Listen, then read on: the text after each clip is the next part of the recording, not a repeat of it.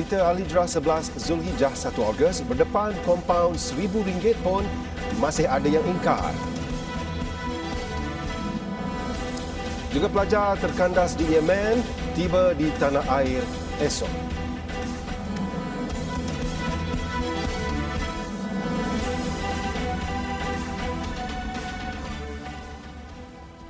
Bismillahirrahmanirrahim. Assalamualaikum warahmatullahi wabarakatuh. Berita Al-Hijrah malam ini bersama saya, Wan Kamaruddin Wan Ibrahim. Hari pertama, perintah wajib pemakaian pelitup muka di lokasi tumpuan awam berkuat kuasa masih terdapat orang ramai yang sengaja tidak mengendahkan arahan berkenaan. Ada yang memberi alasan terikut-ikut dengan individu yang tidak memakai pelitup muka, malah tidak kurang juga yang menyimpan pelitup muka di dalam beg. Situasi itu dapat disaksikan di dataran Bandar Alusta yang menjadi lokasi tumpuan orang awam khususnya pada hari cuti. Pentinglah sebab babak COVID ni pun macam mai balik kan. So pentinglah. Saya semua wajib lah, macam memang wajib lah pakai. Bawa. Mana mas? Ada dalam beg. Ya, tunjuk. Oh. Sorry. Okey. Seperti kita sendiri boleh fikir taklah kita nak kena turun kan. Patutnya kita dah pada diri kita sendiri sebenarnya. So kita jaga kita kan. Orang lain nampak kita tak pakai, dia boleh tak pakai, kita pun tak pakai. Lepas saya cakap ulang, saya ni tak pakai. Tinjauan di pasar pagi pula memperlihatkan situasi sama, seolah-olah tidak mengetahui tentang peraturan di lokasi tumpuan ramai. Tidak kurang juga yang kelihatan seakan-akan belum dapat membiasakan diri dengan norma baharu. Peniaga yang ditemui pula menambil pendekatan tegas terhadap perintah itu dengan mewajibkan pemakaian pelitup muka ketika memasuki premis perniagaan. Saya suruh yang pakai. Bukan pasal kompaun RM1,000.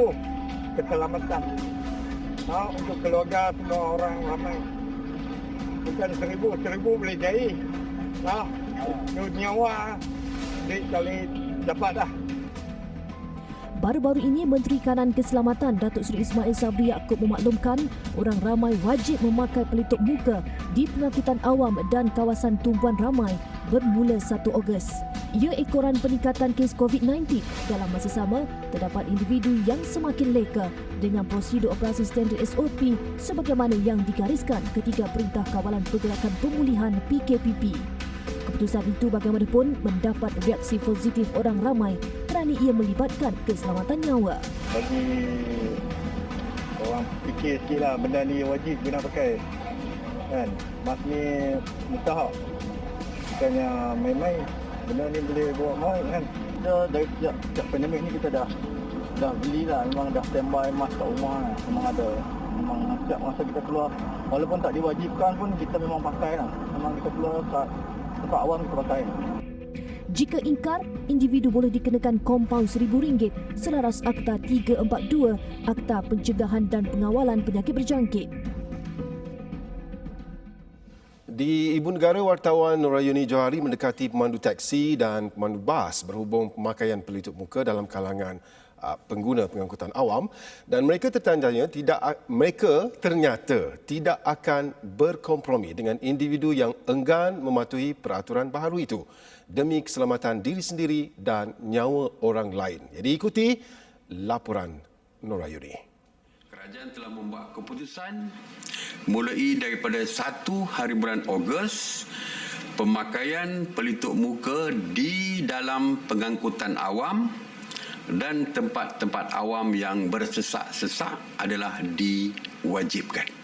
Bermula 1 Ogos, kerajaan mengumumkan penggunaan pelitup muka diwajibkan tidak kira di mana sahaja anda berada bagi membendung penularan wabak COVID-19. Namun, adakah mereka sudah bersedia dan akan mematuhi kebiasaan baharu ini? Pemandu teksi yang ditemui berkata masih ada penumpang yang degil dan memaksa mereka menolak permintaan pelanggan untuk dibawa ke mana-mana destinasi. Saya sudah marah, tuan dia sudah bagi yang ni, contoh yang tu kan mesti kena pakai. Degil orang asing. Yang tu kadang-kadang kita mau cakap, dia cakap banyak.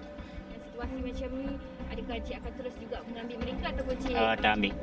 Tak ambil. Sebab ni undang-undang dah keluar kan. Nanti saya pun berat. Nanti saya kena saman lagi saya berat yang tu.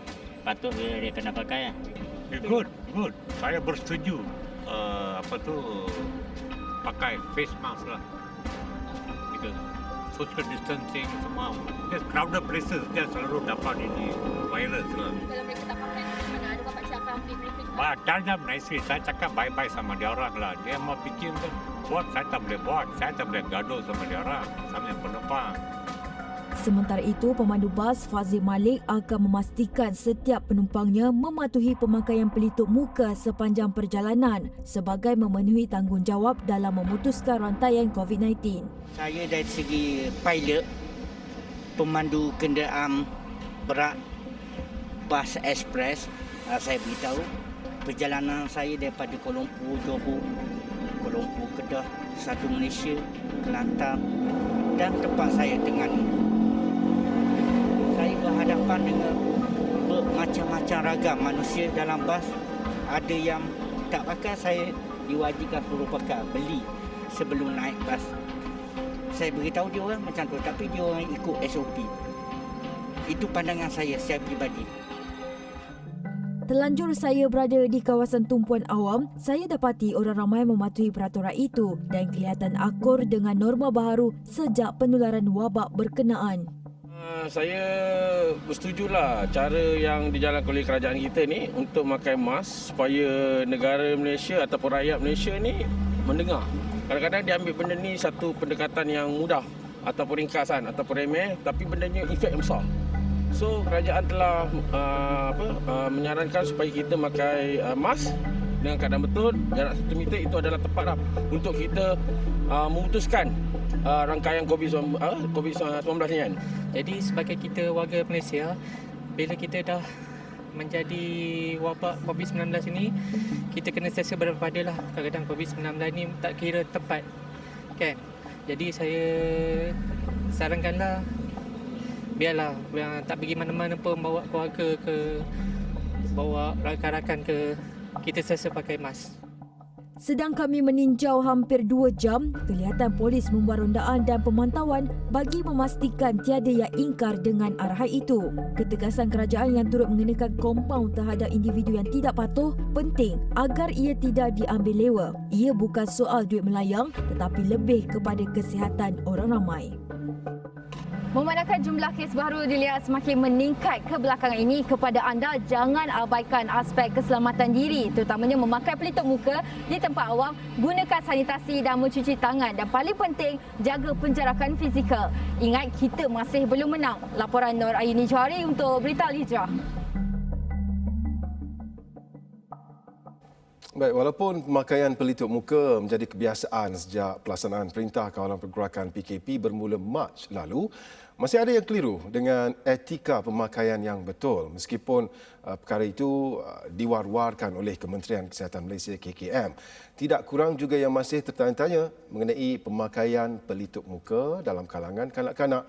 Jadi kita dapatkan penjelasan betul-betul malam ini. Kita bersama ahli farmasi di talian Skype, Muhammad Aiman Abibullah.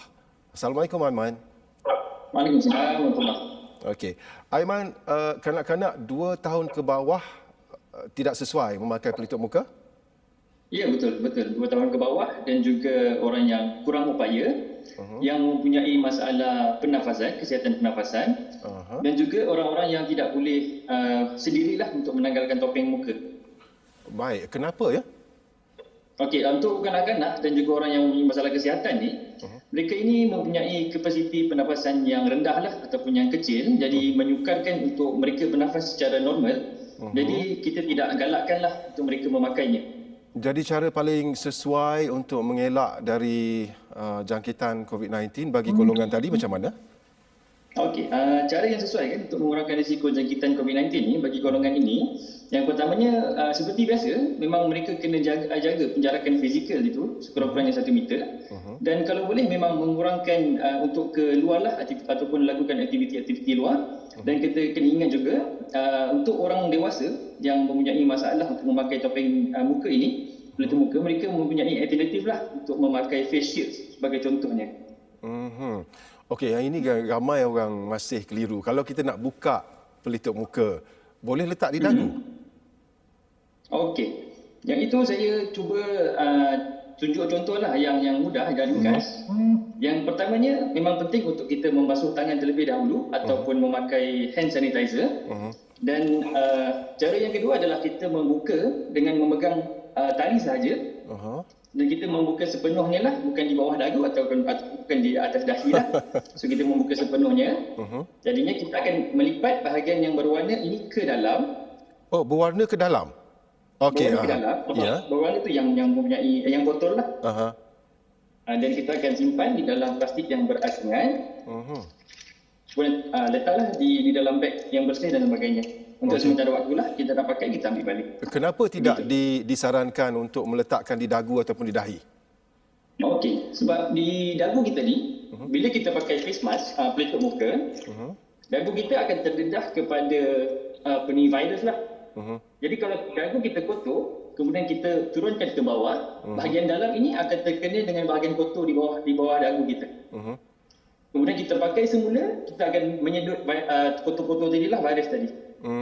Itu yang kita nak elakkan. Ya.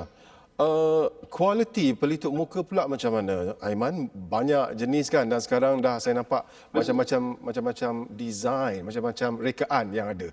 Jadi yang disarankan yang mana sebenarnya? Okey, kita mengambil saranan Kementerian Kesihatan Malaysia lah, iaitu untuk frontliner dan juga orang yang bergejala. Mereka memang disarankan untuk memakai jenis 3-ply lah. Yang terbaik adalah medical ataupun surgical grade lah. Jadi untuk orang awam, contohnya mereka mempunyai alternatif, KKM memberi alternatif untuk memakai pelitup muka yang berjenis fabrik ataupun kain. Tapi pun disarankan 3-ply juga. Tapi kadang-kadang ini sangat penting lah. Kadang-kadang, Aiman, kalau kita beli pelitup muka dari mana-mana yang kita order, kita terus pakai selamat ataupun dah ada virus ataupun bakteria yang perlu disanitasi dahulu di pelitup muka itu sebelum memakai di muka. Okey. Bagi soalan itu, kita kena tengok jenis penutup muka apa yang kita beli. Kalau kebanyakan jenis fabrik, mereka memang ada di dalam kotak sahaja. Manakala bagi surgical atau medical grade, mereka biasanya akan di dalam plastik yang terjagalah. Betul. Tapi kadang-kadang benda tu kita tak tahu macam mana produk itu dikilangkan sewaktu dikilang. Ya, mungkin terlalu banyak kilang yang mengeluarkan topeng muka sekarang ni. Ya. Itu untuk terperinci tu kita boleh tengok pada KKM punya laman web. Sebab terlalu banyak perincian yang perlu saya jelaskan. Sebab secara ringkasnya tidak perlu untuk kita sanitize apabila kita membeli pelitup muka lah. Tapi kadang-kadangnya kita mencari yang murah ya. Dan bila mencari yang murah di online, benda tu paket kembali menjadi satu paket yang bukan di dalam kotak. Betul? Betul. Saya sarankan untuk orang awam membeli di farmasi-farmasi berdekatan anda lah. InsyaAllah di farmasi grade-nya yang terjagalah insyaAllah. InsyaAllah. Baik, terima kasih banyak Aiman. Ya, Assalamualaikum. Itu tadi Muhammad Aiman Habibullah adalah ahli farmasi. Baik, satu kes COVID-19 di Selangor ya, menjadi kes pertama bagi kluster Bukit Tiram, Johor yang direkodkan di luar negeri itu. Dan ia melibatkan bukan warga negara selepas saringan dijalankan terhadap 18 individu. Di bawah kluster Bukit Tiram, seramai 135 telah disaring di mana 10 dikesan positif. 9 kes positif COVID-19 dilaporkan hari ini dengan 7 merupakan kes import, manakala 2 penularan tempatan.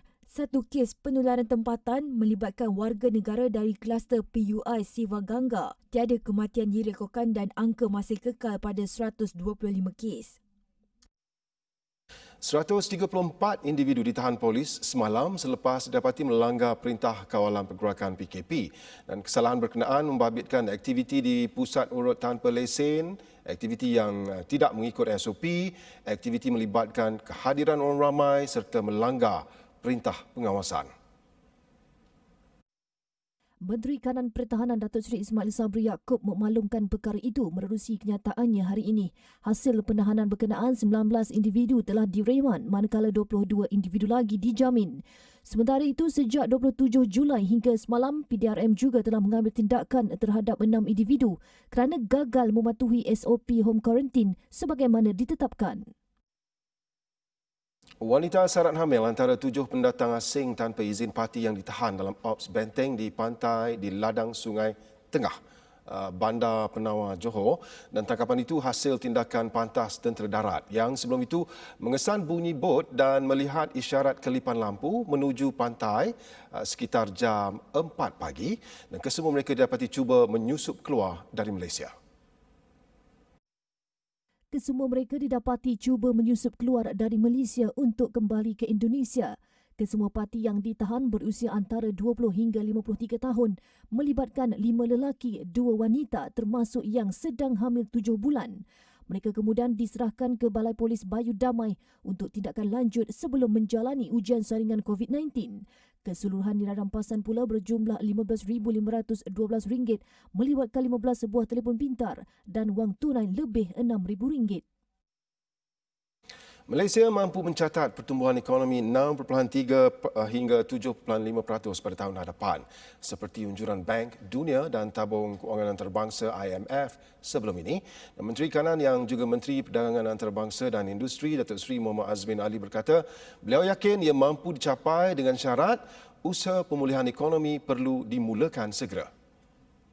Maknanya mereka kena segera memulakan aktiviti mereka. Maklumat yang kita perolehi, alhamdulillah, sebahagian besar sektor telah pun mula beroperasi.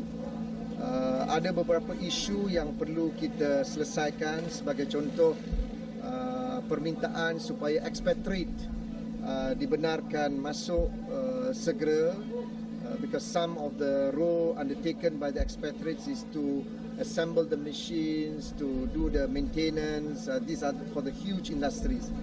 Semua perkara ini telah pun kita berikan pertimbangan dengan tujuan aktiviti ekonomi negara dapat mulakan segera. Datuk Seri Muhammad Azmin berkata demikian selepas menghadiri program korban perdana penggerak komuniti negara Negeri Sembilan di Kuala Pilah pagi tadi. Mengulas lanjut, semua menteri perlu turun padang bagi mendapatkan maklum balas dari semua peringkat sama ada dari industri mega pada sederhana dan kecil serta para peniaga dan penjaja bagi memastikan semua sektor ekonomi dapat dijana semula. Amukan gajah gerai musnah, peniaga rugi.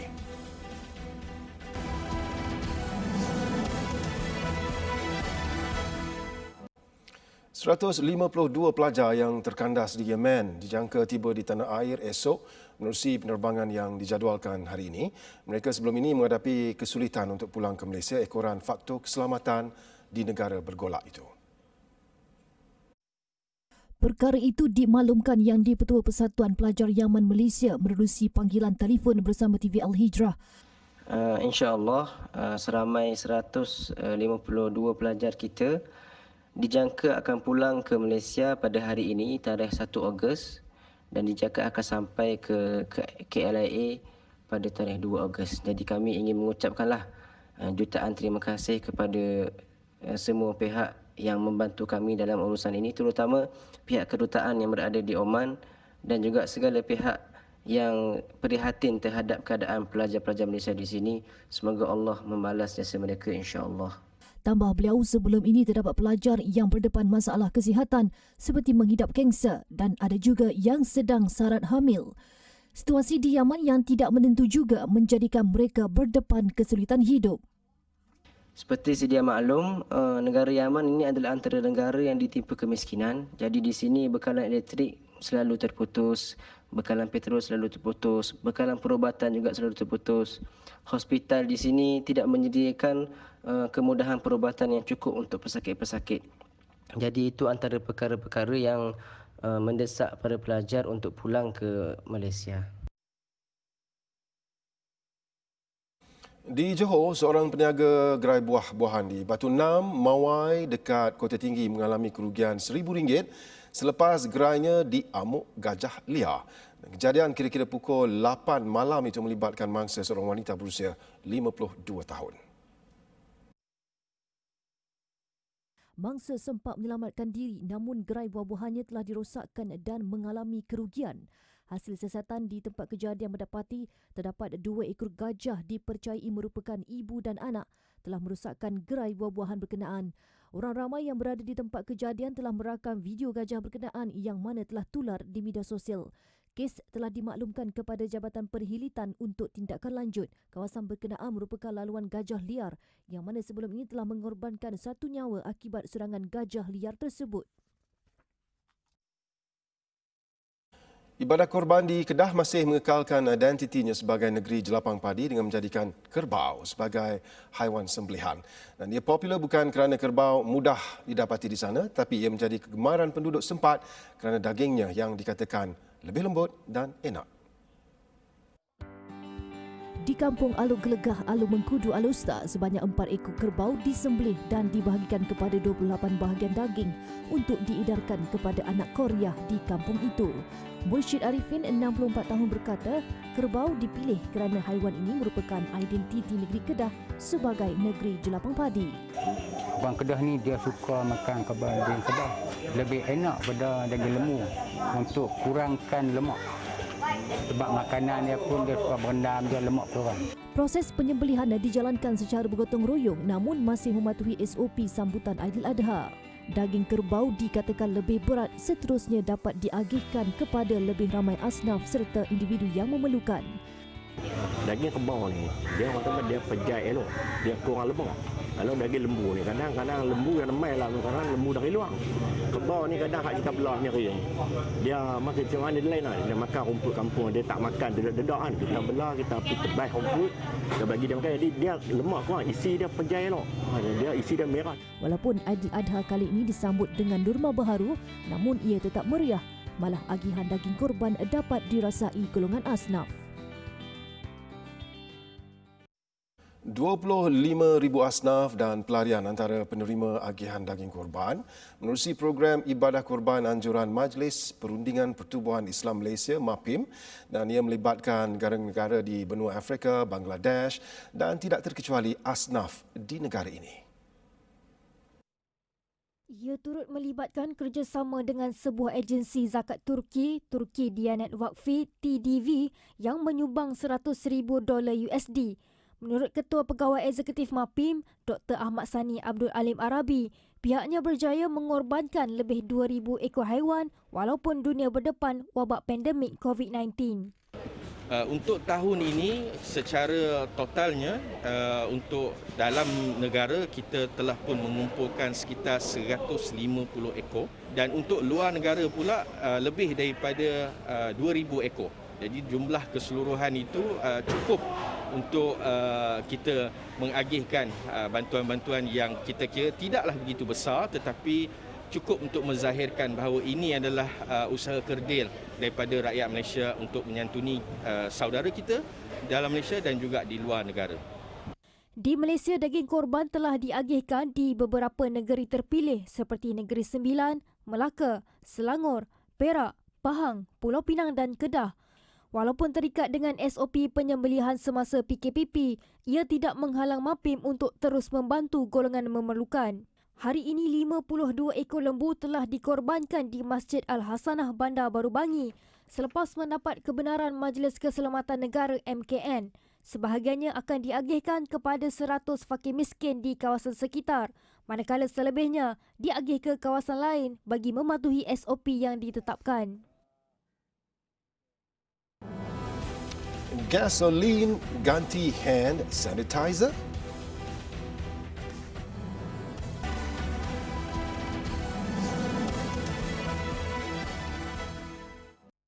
Vietnam merekodkan kematian ketiga hari ini akibat COVID-19. Mangsa maut juga mengalami pelbagai komplikasi penyakit lain termasuk barah, diabetes, tahap 2 dan darah tinggi. Wanita berusia 68 tahun yang menghidap leukemia tahap akhir dirawat di Jabatan Neurologi di Hospital Onkologi Danang dan dilaporkan meninggal dunia jam 5 pagi di Hospital Kanser Danang. Wanita itu dibenarkan keluar dari hospital pada 23 Julai lalu, namun mula batuk dan demam sebelum dimasukkan kembali ke hospital dan dikuarantin selepas diuji positif COVID-19. Beberapa hari kemudian, wanita itu mula menunjukkan komplikasi dan sukar bernafas.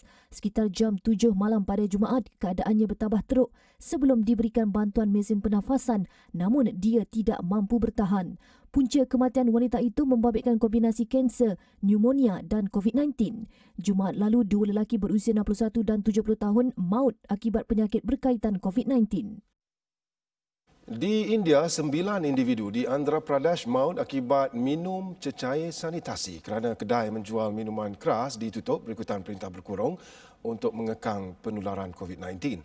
Dan kumpulan berkenaan tidak sedarkan diri selepas minum cecair itu yang dicampur air dan soda dalam jumlah yang banyak. Mereka kemudiannya dikejarkan ke hospital namun disahkan meninggal dunia sebaik tiba. Kumpulan itu memilih cecair sanitasi sebagai ganti minuman beralkohol kerana bekalan dikurangkan selepas pihak berkuasa mengarahkan perintah berkurung di bandar berkenaan. Siasatan ke atas kematian 9 mangsa itu sedang dijalankan. Ratusan individu di India maut akibat keracunan alkohol, kebanyakannya kerana mengambil minuman yang murah. Penjual biasanya mencampur metanol, sejenis alkohol bertoksik tinggi, ke dalam minuman keras yang dihasilkan untuk meningkatkan kandungan alkohol. Di Filipina, Presidennya Rodrigo Duterte meminta golongan miskin untuk menggunakan minyak gasolin sebagai ganti cecair disinfeksi. Dan katanya jika rakyat tidak mampu membeli alkohol, pergi ke stesen minyak dan tuang beberapa titik gasolin dan ia berkesan. Kenyataan ini pertama kali dikeluarkan Duterte pada Khamis, namun ia disangkal jurucakap Duterte yang mendakwa Presiden Filipina itu hanya membuat lawak. Namun Duterte mengesahkan kenyataannya itu benar. Totoo yang sinabi ko, alcohol. Pag walang alcohol available, hindi ka naman pwede, lalo na mahirap. Pupunta ka lang dyan sa gasoline station niya pagkatapos na magpatulo. That's disinfectant. Duterte juga menyumbur alkohol ke dalam mulut ketika sidang media sedang berlangsung. Manila melanjutkan sekatan COVID-19 sehingga pertengahan Ogos ini. Duterte mengumumkan Filipina akan diberi keutamaan dari segi pembekalan jika China berjaya menghasilkan vaksin bagi virus itu. Setiausaha Keuangan Filipina Carlos Dominguez dilaporkan berkata, Filipina merancang membeli 40 juta dos vaksin bernilai $400 juta Amerika untuk 20 juta orang, kira-kira 5% daripada 107 juta penduduknya. Baik, suasana ibadah korban di Taman Gembira, Johor Bahru menutup berita Al Hijrah malam ini. Di samping mematuhi SOP yang ketat, sambutannya tetap meriah. Saya Wan Kamarudin Ibrahim. Assalamualaikum warahmatullahi wabarakatuh. Selamat malam.